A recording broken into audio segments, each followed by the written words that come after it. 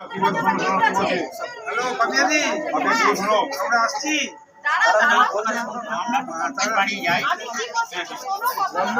গন্ডগোল করে কেন?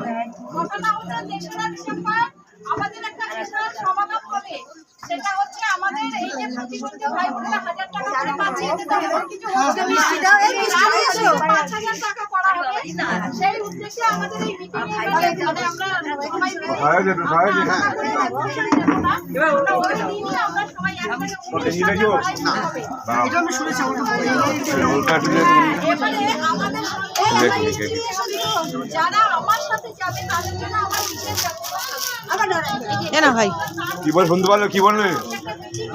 যারা তৃণমূল যাবে যোগাযোগ করবে।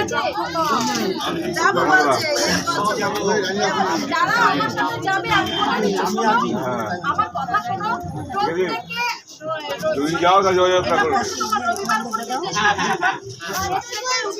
সেটা